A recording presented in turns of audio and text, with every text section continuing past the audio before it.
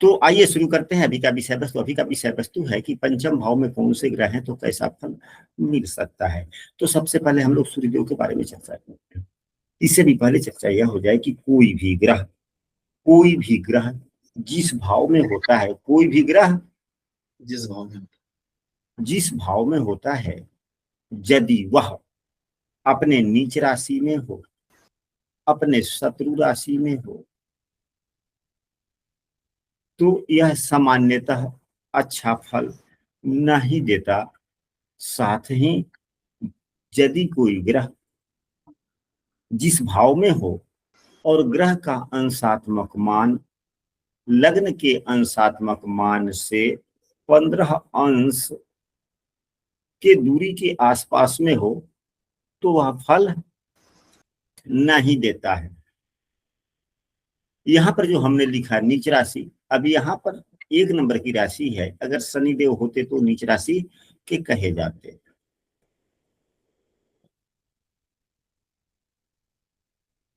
अब यदि सूर्यदेव पंचम भाव में है और अच्छी स्थिति में है, अपने शत्रु राशि में नहीं है, अपने नीच राशि में नहीं, यानी कि 7 नंबर की राशि यहाँ न हो। सूर्यदेव को शत्रु कौन कौन से ग्रह मानते हैं? तो शनि सूर्य को शत्रु मानते हैं। तो यहाँ पर 10 नंबर और 11 नंबर की राशि, और साथ में शुक्र देव भी शत्रु मानते हैं। तो 2 और 7 नंबर की राशि, तो 7 नंबर की राशि तो इनकी नीच की हो ही गई। मकर राशि में सामान्यतः सूर्यदेव उतने बुरे फल नहीं देते, क्योंकि यहीं से उत्तरायण इनका शुरू होता है, यहीं से उत्तरायण शुरू होता। अगर पंचम भाव में अच्छी स्थिति के सूर्यदेव हैं, अपने स्वराशि के हों, अपने उच्च राशि के हो, शुभ ग्रह की राशि में, यानी कि यहाँ पर शनि शुक्र के अलावे किसी अन्य ग्रह की राशि में हो या अपने उच्च राशि में हो। हालांकि मंगल को ये मित्र मानते हैं। अब सूर्य को मित्र मानते हैं कौन कौन ग्रह? चंद्रमा भी मित्र मानता है, मंगल भी मित्र मानते हैं, और देवगुरु बृहस्पति भी मित्र मानते हैं, बुध देव भी मित्र ही मानते हैं। यानी कि चंद्रमा भी मित्र मानता है, बुध भी मित्र मानता है, मंगल भी मित्र मानता है, और गुरु भी मित्र मानते हैं। तो कितने ग्रह बच गए? 2 ही ग्रह तो बचे, शनि एवं शुक्र। इनकी राशियों में खराब है।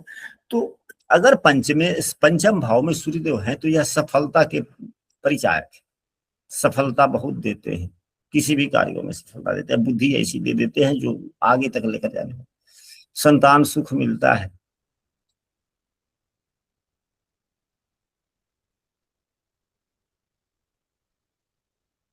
अगर अन्य ग्रहों का संबंध बन जाए तो यह लॉटरी इत्यादि में भी, यानी आकस्मिक धन लाभ में भी सहयोग देते हैं।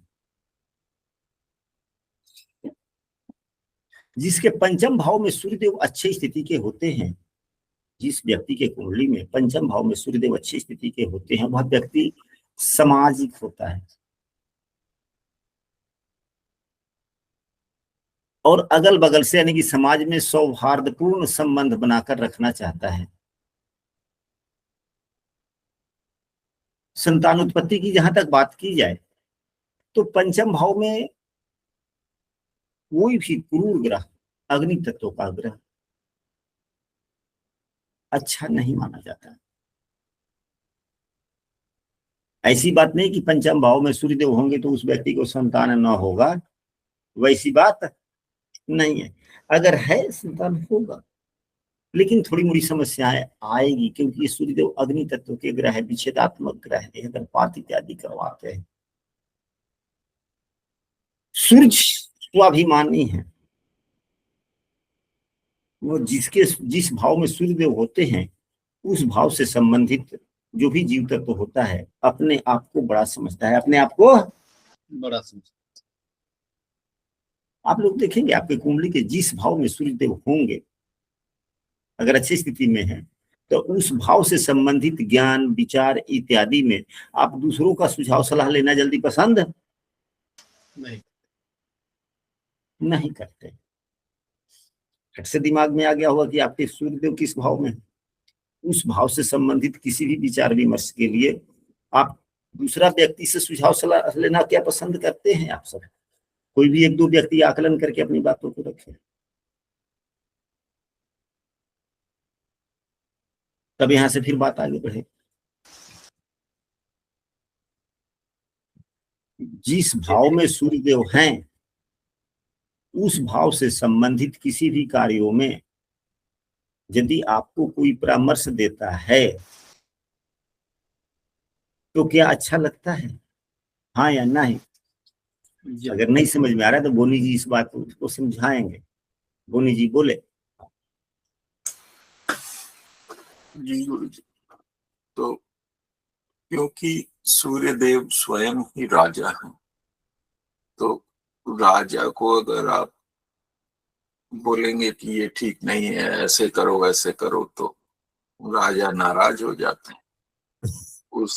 उसी तरीके से सूर्यदेव राजा है, तो वो अपना आदेश देते हैं। लेकिन ठीक है, यहाँ पर आप अपना माइक खोले रखिएगा, क्योंकि हमने पूर्व में बोला है कि पंचम भाव में यदि सूर्यदेव है तो संतान के लिए अच्छा होता है। यह मैंने कहा है, और फिर मैंने कहा है कि यदि पंचम भाव में सूर्यदेव है तो संतान प्राप्ति में समस्या आ सकती है। हम यह भी कह रहे हैं कि अगर पंचम भाव में सूर्यदेव है तो फिर कष्टकारक भी है। क्यों कष्टकारक है? क्योंकि जब पिता अपने पुत्र को, अपने संतान को कोई बात समझाएगा और जितना यह थोड़ा विवेकशील होता जाएगा तो अपने विवेक के आधार पर अपना निर्णय लेगा और पिता की बातों को जल्दी नहीं मानेगा। नहीं मानेगा ना, क्योंकि अब सूर्यदेव वहां पे हो गए पंचम भाव में। तो फिर यह स्थितियां क्या उत्तम हुई? नहीं हुई। लेकिन वह जातक जो होगा, वह लड़का जो होगा, वह बड़ा स्वाभिमानी स्वभाव का होगा, संतान व्यक्ति का स्वाभिमानी स्वभाव का होगा। तो व्यक्ति को स्वाभिमानी होना भी चाहिए। इस आधार से यह संतान के लिए अच्छा हुआ कि नहीं हुआ? जी गुरु। स्वाभिमानी हुआ या अच्छा हुआ, लेकिन पिता से नहीं बनेगी, माता से नहीं बनेगा, क्योंकि पंचम भाव में सूर्य है। तो दोनों ही स्थितियां हुई।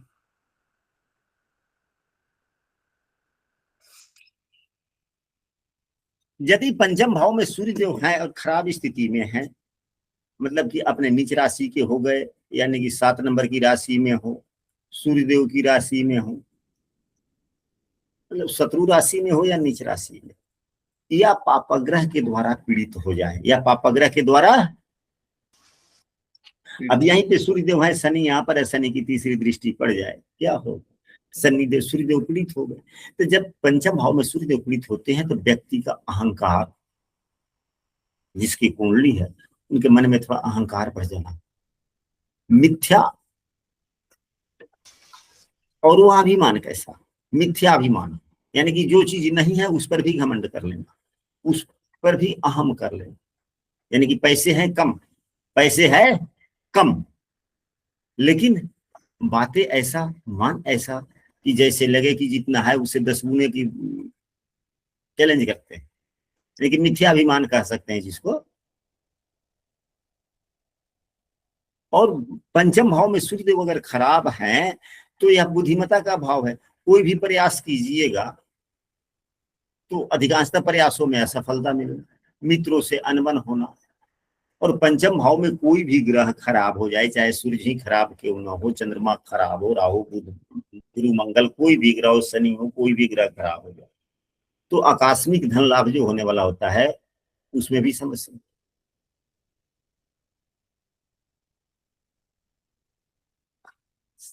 अगर पंचम भाव में सूर्यदेव है और अच्छे स्थिति के हैं तो यह व्यक्ति में आत्मविश्वास भी देते हैं, क्योंकि ज्ञान की प्रबलता काफी हो जाती है, स्वाभिमान होता है, और राजा है और बुद्धिमत्ता भाव में राजा ही बैठ जाए तो व्यक्ति को एक आत्मविश्वास काफी हो जाता है।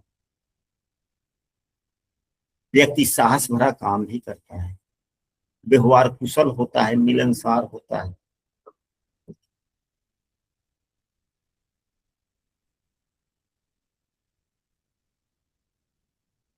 अब हम लोग चलते हैं चंद्रमा का विचार करते हैं कि यदि पंचम भाव में चंद्रमा हो तो कैसे क्या फल दे सकते हैं। जरा तब तक इसको पहले साफ करते हैं, मिटाते हैं। चंद्रमा के लिए भी वही नियम, अगर चंद्रमा यहाँ पे है और अच्छी स्थिति में ना हो, यानी कि चंद्रमा अपने नीच राशि में, चंद्रमा किसी भी ग्रह को शत्रु नहीं मानते, लेकिन चंद्रमा को भी तो शत्रु मानने वाले लोग हैं। कौन कौन ग्रह शत्रु मानते हैं? तो शनि एवं शुक्र, बुध, और बुध भी मानते हैं और शुक्र भी मानते हैं। शनि, शुक्र, बुध। लेकिन चंद्रमा एक ऐसा ग्रह है कि कोई परेशान भी करता है तो उतना खराब नहीं। चंद्रमा की नीच राशि सबसे ज्यादा खराब है।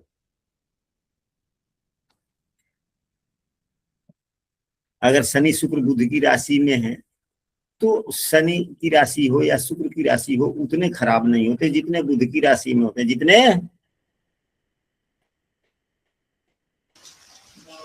बुध की राशि में। अगर अच्छी स्थिति में चंद्रमा हो तो व्यक्ति की जो दोस्ती होती है, मित्रता होता है, यह अस्थायी होता है, परिवर्तन होता रहता है। व्यक्ति अपने मन के अनुरूप ही, यानी कि मन को अनुरूप ही व्यक्ति अनेक प्रकार के काम करता है। मन के अनुरूप यानी कि हम दिल बहलाव कह सकते हैं, मनोरंजन कह सकते हैं। हम अपने मनोरंजन के लिए भी ढेर सारे काम करता है। पंचम भाव का चंद्रमा मन को अस्थिरता देता है, चंचल स्वभाव को बनाता है।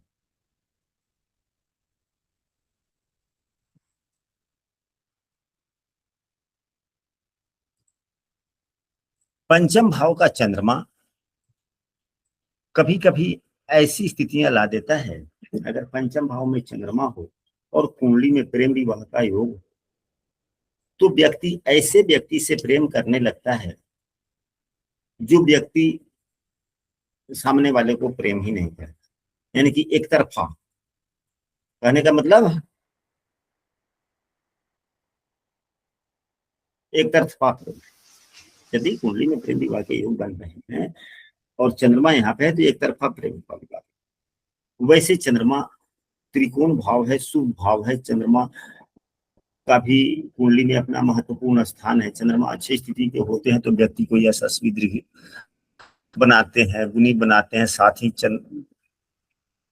व्यक्ति का संतान भी यशस्वी होता है एवं दीर्घायु संतान। अगर चंद्रमा पंचम भाव में है तो संतान दीर्घायु होता है।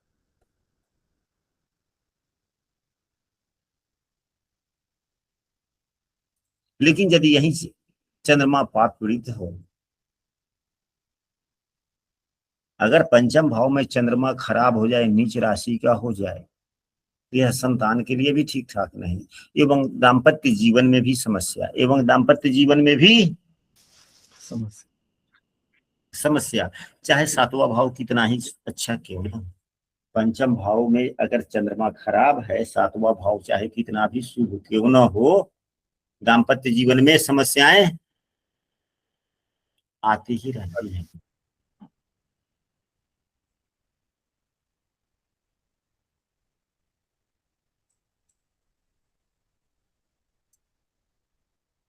क्योंकि पंचम भाव प्रेम का है और प्रेम मन से होता है, और प्रेम भाव में ही मन खराब हो जाए फिर क्या होगा?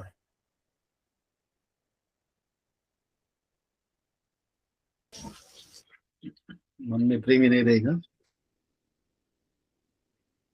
अब आते हैं मंगल पर।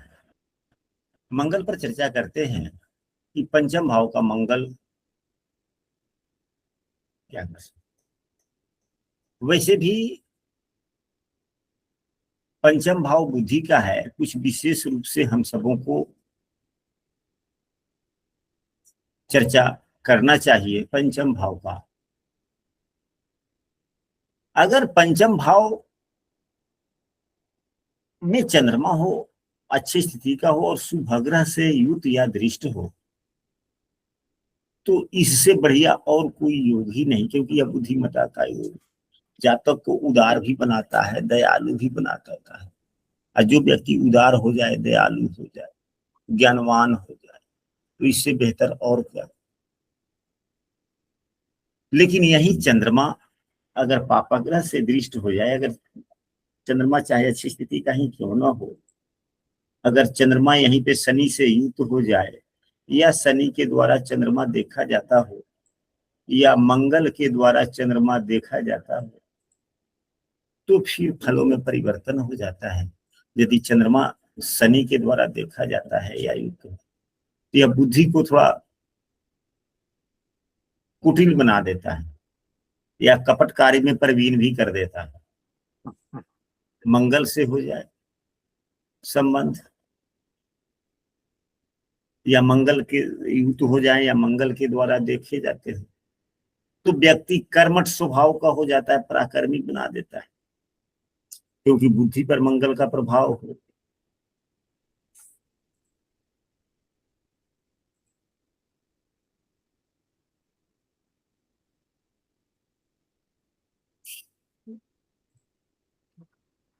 अग्नि तत्व में अगर यहाँ पंचम भाव में 1 नंबर की राशि हो, 5 नंबर की राशि हो, या 9 नंबर की राशि हो, यह शिक्षा के लिए उतना उत्तम नहीं होता। अगर अग्नि तत्व की राशि हो और वहां पे चंद्रमा हो, यहाँ पे चंद्रमा हो, तो अध्ययन के लिए, पढ़ाई लिखाई के लिए उतना अच्छा नहीं। नहीं होता। हाँ,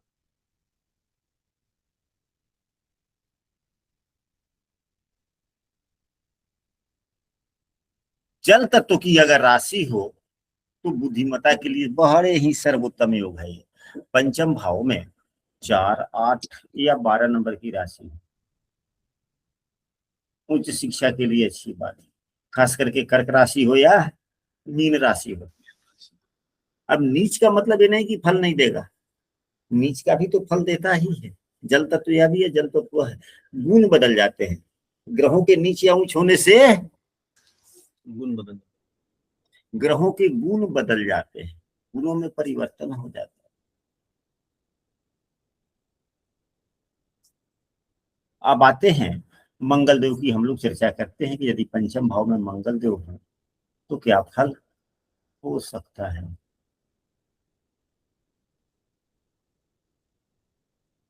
यदि पंचम भाव में मंगल देव होते हैं, यह सामान्यतः अच्छा नहीं होता।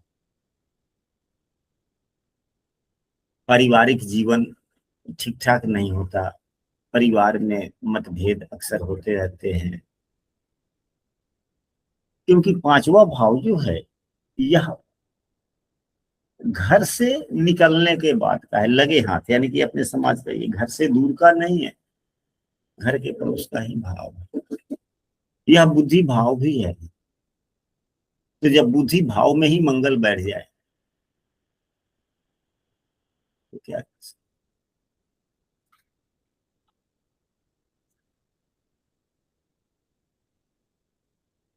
यदि पंचम भाव में मंगल देव होते हैं तो सामान्यतः लाभ, लॉटरी, सट्टा इत्यादि लोग जो करता है उसमें भी ज्यादातर नुकसान ही होता है।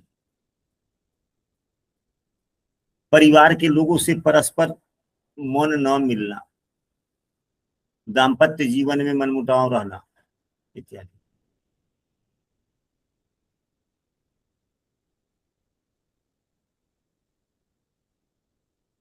यदि पंचम भाव में मंगल हो, यदि पंचम भाव में मंगल हो जाए, एवं जो वास्तविक ज्ञान के प्रदाता ग्रह, वास्तविक ज्ञान के प्रदाता ग्रह कौन है?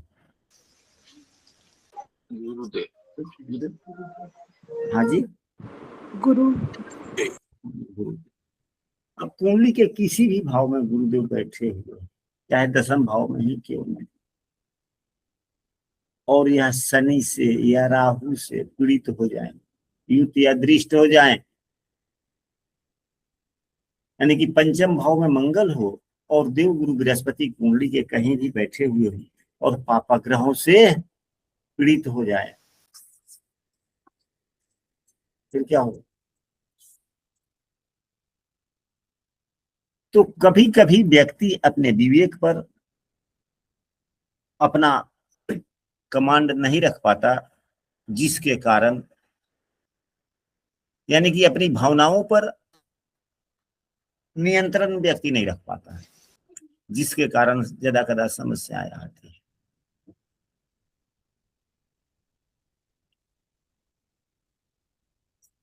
पंचम भाव दसम भाव का आठवां भी है। पंचम भाव में मंगल शुक्र की युति सामान्यतः अच्छा नहीं माना जाता है।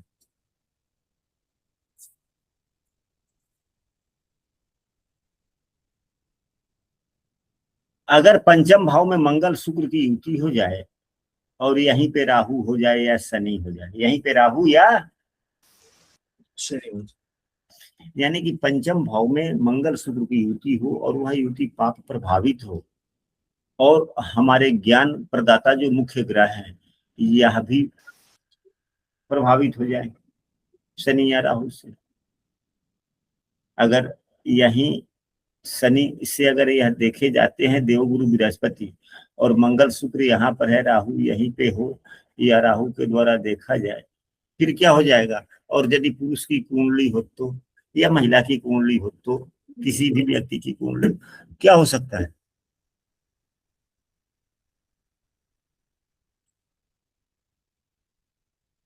क्योंकि किसी भी चीज के लिए शुभारंभ तो यही पांचम भाव ही है ना, प्रेम ही शुभारंभ है ना। जी,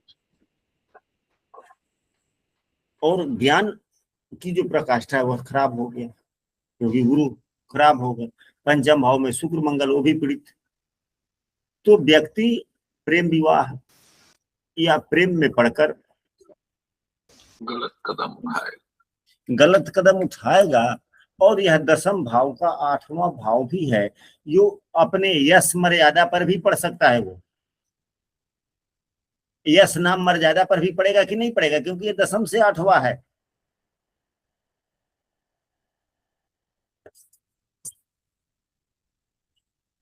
तो हम सबों को काफी कुछ समझना चाहिए।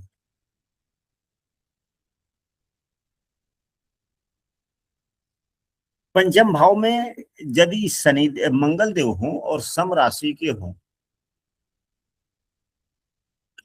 तो सामान्यतः ठीक ठाक फल देते हैं, लेकिन विषम राशि में हो तो थोड़ा सा बुद्धि को और, क्योंकि मंगल पुरुष ग्रह है, पंचम भाव प्रेम का है। अगर यहाँ पर सम राशि है तो फिर कौन सी राशि हो गई? 2 4 6 8 10 12, यह स्त्री राशि होगी। तो फिर थोड़ा गुस्सा कम। तो इस प्रकार से हम लोग इसे समझ सकते हैं। तो अभी तक हम लोगों ने जितना चर्चा किया, 3 ग्रहों के बारे में चर्चा किया, सूर्य चंद्रमा एवं मंगल पर। क्या आप लोगों की कुंडली में इन तीनों में से कोई भी ग्रह क्या पंचम भाव में है? क्या यह सूत्र आप लोगों पर लागू होती है? नहीं है। नहीं। देखिएगा आप लोग अपने मित्रों के भी कुंडली में, हो सकता है कि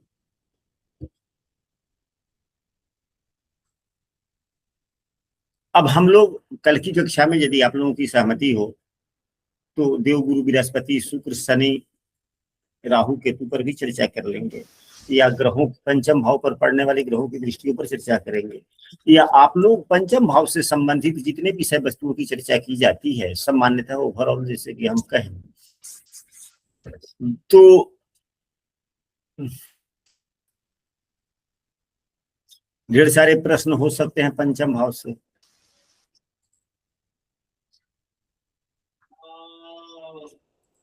कौन कौन से प्रश्न बन सकते हैं पंचम भाव से? प्रथम संतान,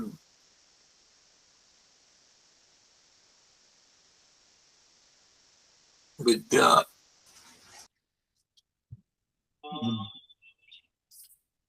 जैसे संतान,